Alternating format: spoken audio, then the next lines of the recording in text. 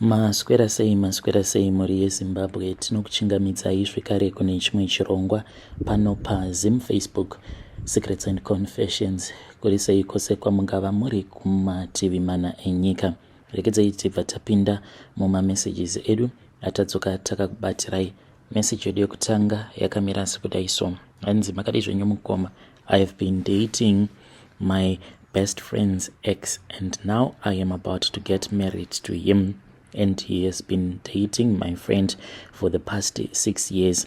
Ndokubva vachizonetsana, saka vakangonetsana mukomanashi for a just small period of time, then ndokubva atondiudza kuti ainge achindida. Ipapo paakandiudza kuti ainge achindida, ndakamboramba ndikati hazviite, hapana pandingamboda kudanana nemurume akambofambidzana nefriend yangu, it will destroy my friendship. Akabva anditi aikwanisa kundipa salary yake yose each and every month to prove kuti ainge achindida. Ndikati salary yose kubva paripo. Saka ndakabva ndamuti tichaona kana mwedzi wapera. Saka akabva achizoti mwedzi wapera akanditi uya utore mari. Ndakaenda kumba kwake ndokubva andipa mari. Ndakaendako ndisina kana tarisiro yekuti ndainge ndichizorara naye, but nekuda kwekuti akangondipa salary yake yose akabva anditi chisiya wandipawo mari wondiitira budget yekubhadhara rent nekutenga chikafu.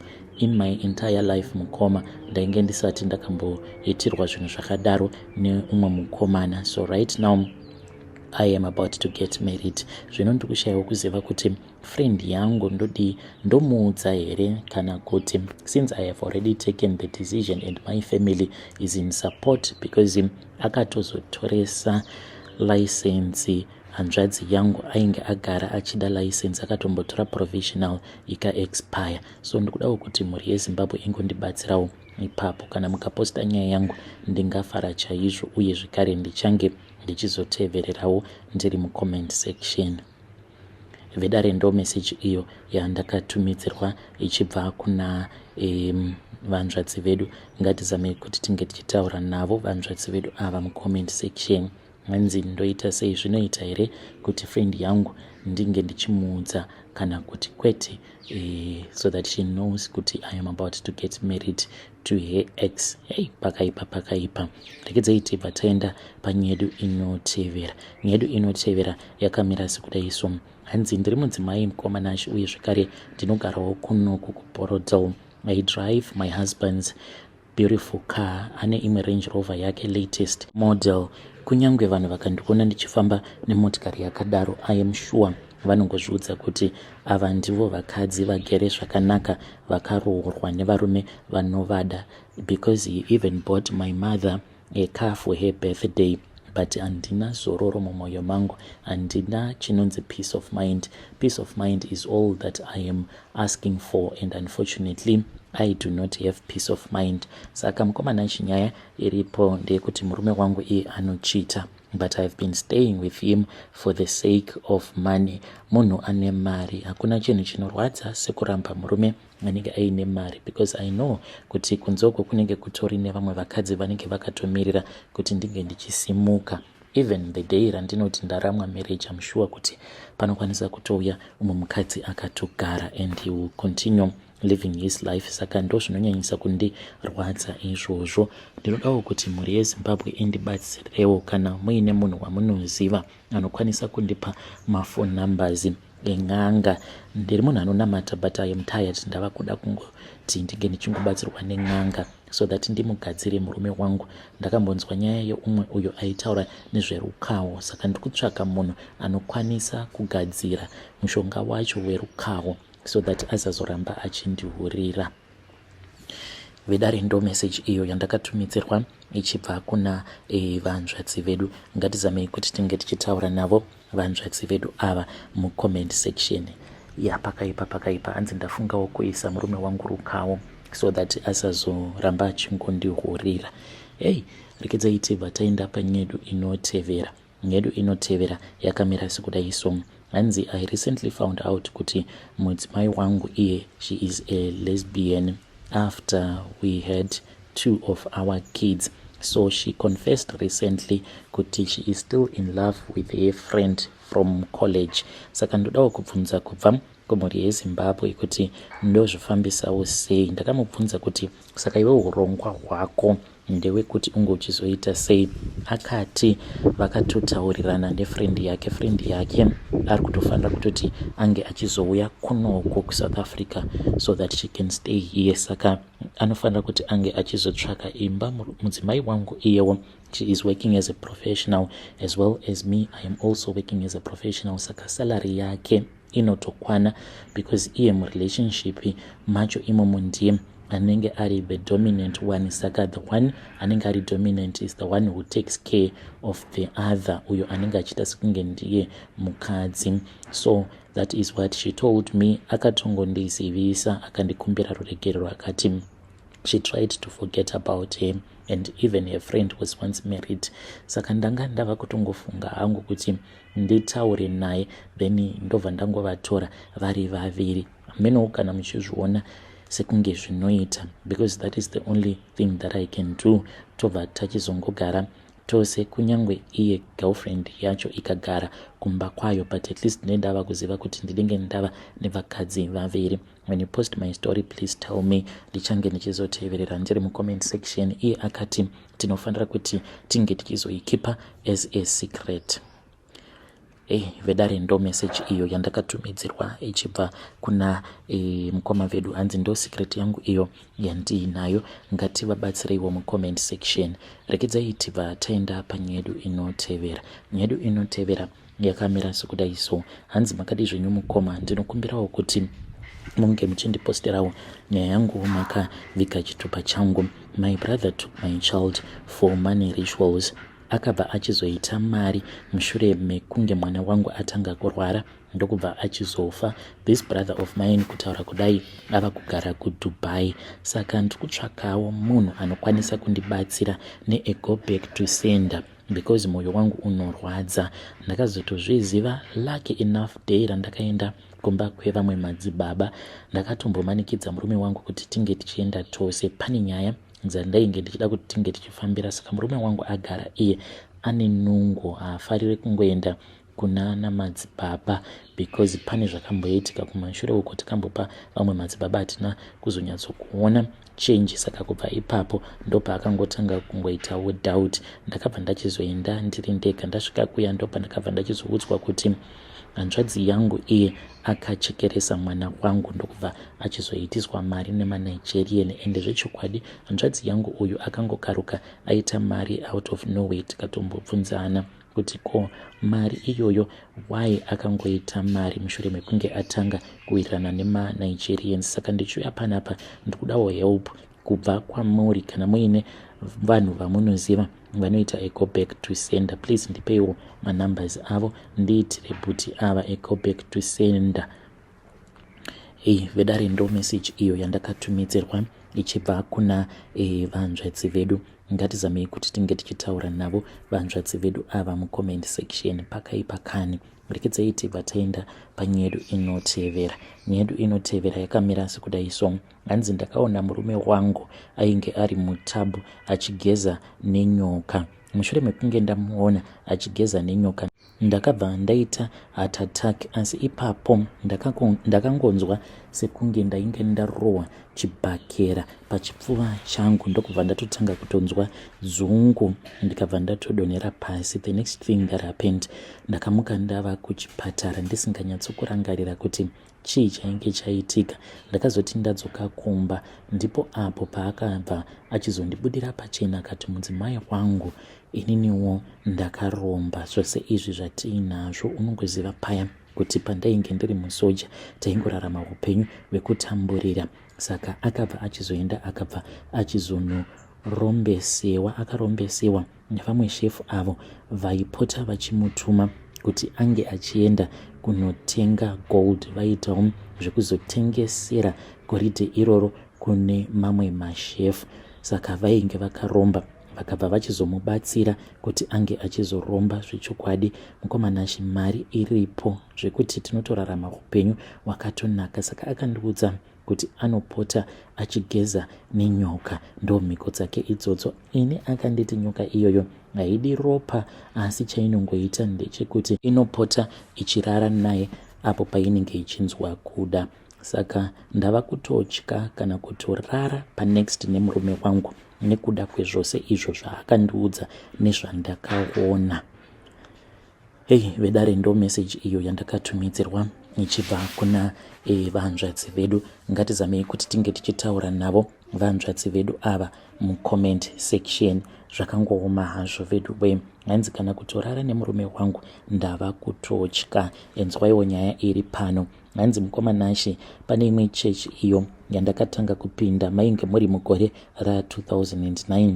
Ndakabva kuMessina mushure mekunge ndawana asilamu rangu ndokubva ndauya kuJoburg ndisina kana mari. Ndakabva ndachizotanga kutaura nemumwe murume uyo akandiudza kuti vainge vachitsvaka vanhu vaizoshanda pachechi pavo. Ndikabva ndachizobvuma. Murume uyu akabva achizondiudza kuti ainge aine mochwari. Ndokubva ndatanga kugarawo pachechi ipapo. Mukoma pachechi apa paidyiswa vanhu nyama yevanhu, saka vaiwanzokuti after 2 weeks pobva paitwa big Sunday, 2 kana kuti 3 weeks poitwa a big Sunday. Saka taitotorwa inini nevamwe varume, but tose taitorwa tainge tiri maforena tobva taenda kumochwari. Taisvika muine nyama inenge iri mubhaketi, tobva tatoudzwa kutoti inenge iri nyama yemunhu. Saka nyama iyoyo ndiyo yataizozanganisa nebeef, tobva tachizopa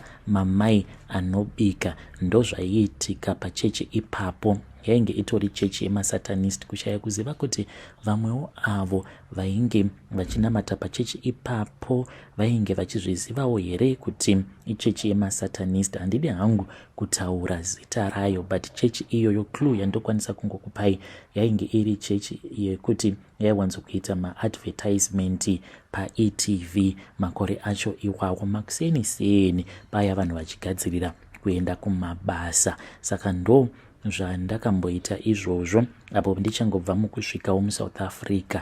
Ndaingotiwo ibasa ko ungagoita sei. Ndakangoti ndati shandei ndokubva ndachizotiza ndikambodzokera kuZimbabwe. Ndakazodzoka zvangu ndokubva ndachizotanga kuita basawo rekudhiraivha matraki. Ndinogara ndichingoteerera maconfessions enyu kana ndiri paroad. Vedare, ndo meseji iyo yandakatumidzirwa ichibva kuna mukoma vedu avo. Zvakangooma hazvo vedu we. Ngatizamei kuti tinge tichitaura navo mukoma vedu ava mucomment section. Pakaipa. Regedzai tibva taenda panyedu inotevera. Nyedu inotevera yakamira sekudaiso.